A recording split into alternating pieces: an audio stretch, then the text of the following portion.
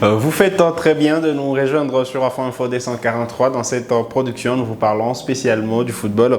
Le Léopard U20 de la RDC s'apprête à affronter les Diables Rouges du Congo-Brazzaville ce mardi 24 septembre 2024 dans les cadres du tournoi zonal de moins de 20 ans de l'UNIFAC. Déjà à Brazzaville, les Fauves congolais ont effectué leur première séance d'entraînement. Restez avec nous, on revient avec beaucoup plus de détails.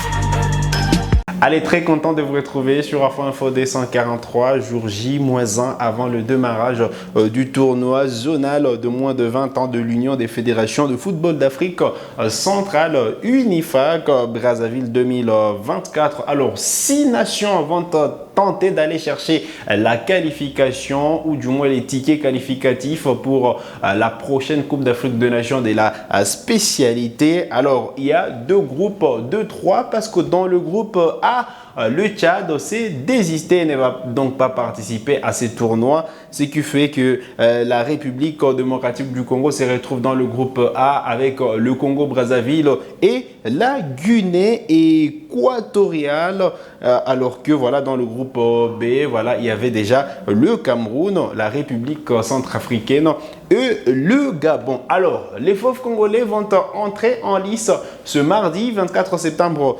2024 face au Diable Rouge du Congo-Brazzaville à partir des 13h juste.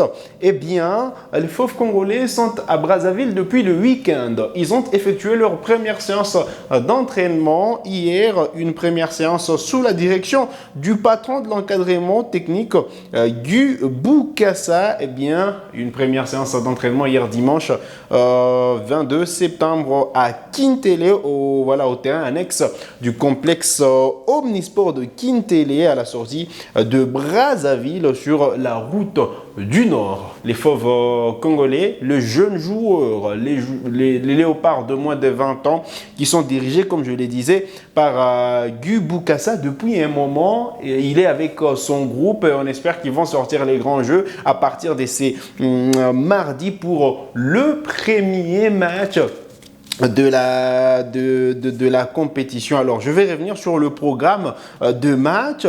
Alors, je disais que les Léopards vont jouer le Congo-Brazzaville, c'est mardi à partir des 13h. À 16h, on aura la République centrafricaine qui pourra matcher le Gabon, alors que, voilà, la Guinée équatoriale et le Cameroun seront exemptés justement de ces premiers jours des compétitions. Eh bien, jeudi, les Léopards ne vont pas jouer, mais il y aura Cameroun, République centrafricaine, Guinée équatoriale, Congo. Et puis les samedis, les Léopards vont revenir sur le terrain pour leur dernier match de la phase de groupe. Les Léopards joueront la Guinée équatoriale samedi à partir des 16h, alors que le Gabon jouera le Cameroun. Le Congo et la République centrafricaine n'auront pas de match le samedi. Alors, le lundi, il y aura un match de classement. On pourra déterminer justement, voilà, ça va se jouer entre le 3e du groupe A et le 3e du groupe B. Alors que mardi, le 1er du groupe A jouera le 2e du groupe B et le 1er du groupe B jouera le 2e du groupe A. D'abord, le premier match aura lieu à partir des 13h et à 16h évidemment, selon les horaires. Eh bien, le premier, ou du moins le deuxième du groupe, le premier du groupe B jouera le deuxième du groupe A. J'y arrive. Alors, la grande finale de ce tournoi zonal de l'UNIFAC de moins de 20 ans, voilà, se jouera le jeudi 3 octobre 2024 et les Léopards ont pour mission d'aller chercher la qualification pour la prochaine Coupe d'Afrique des Nations de moins de 20 ans. Ça fait longtemps que les Léopards n'ont pas disputé cette phase finale. Depuis 2013, les Léopards ont la chance de retrouver encore une fois la phase finale de la CAN de moins de 20 ans, amenée par Guy Boukassa, le capitaine Cédric Saloumou et bien d'autres jeunes talents qui viennent du pays. Espérons que ces léopards pourront sortir le grand jet pour voilà, arracher la qualification. Vous connaissez tout, vous connaissez les programmes. Ça commence déjà demain à partir des 13 h. Les léopards U20 qui vont affronter les Diables Rouges. Ils auront encore match le samedi, suite au désistement du Tchad. Le groupe A, qui était composé de 4 nations, est composé aujourd'hui avec de 3 nations. Le groupe B, au départ, c'était 3 nations et ces 3 nations vont se disputer justement la première et la deuxième place pour aller jouer les demi-finales et la finale. Voilà l'essentiel à retenir autour de ces léopards qui continuent la préparation. Il y aura une séance d'entraînement évidemment aujourd'hui, toujours sur la direction de Guy Boukassa, pardon. Et ça se joue demain, le premier match officiel de léopards pour ce tournoi zonal. Allez, on va changer de chapitre pour parler des quelques performances des joueurs congolais, quelques bonnes nouvelles. Déjà, vous le savez, il y aura la trêve internationale. On en parle presque tous les jours sur ce plateau. Il y aura la trêve internationale au mois d'octobre. Les léopards joueront la Tanzanie doublement. Un match de la 3e et la 4e journée des éliminatoires de la CAN Maroc 2024. Et la bonne nouvelle, c'est que Dimitri Berthaud a enfin joué en tant que titulaire avec la formation de Montpellier après une série de 3 défaites consécutives. Montpellier a remporté son premier match de la saison en battant l'AG Auxerre sur la note des 3-2 et Dimitri Berthaud, le portier congolais, a disputé l'intégralité de la rencontre. Voilà sa première titularisation de la saison. C'est une bonne nouvelle. Une autre bonne nouvelle concerne Gédéon Kaloulou, évidemment, qui a disputé aussi ses premières minutes en club. Lui qui a passé quand même une pré-saison mouvementée.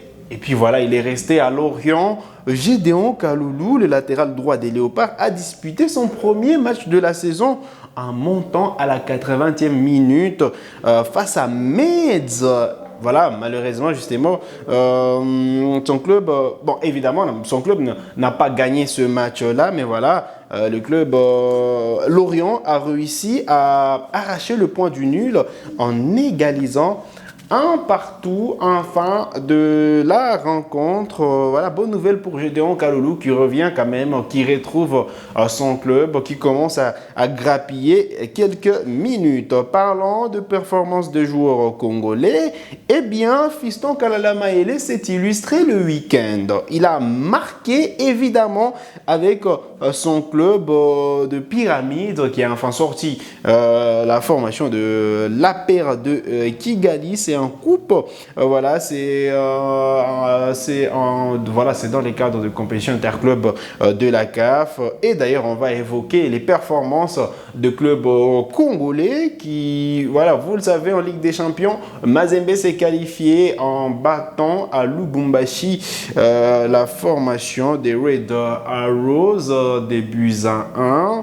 Eh bien, Maniema Union est allé chercher le nul 0 partout à Luanda face au Petro Atlético de Luanda. Nul, 0 partout, synonyme des qualifications, parce qu'à l'aller, les unionistes s'étaient imposés sur la note de 2 buts à 1 au stade des Martyrs à Kinshasa une semaine plus tôt.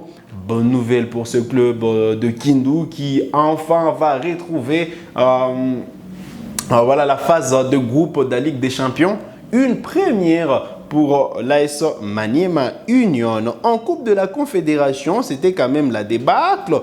Voilà, Vita Club qui n'a pas réussi à s'imposer à Kinshasa au stade de Martyrs, un partout face à la formation des Stellenbosch d'Afrique du Sud, alors qu'à l'aller, il y avait 0 contre 2 en Afrique du Sud en faveur de Sud-Africains.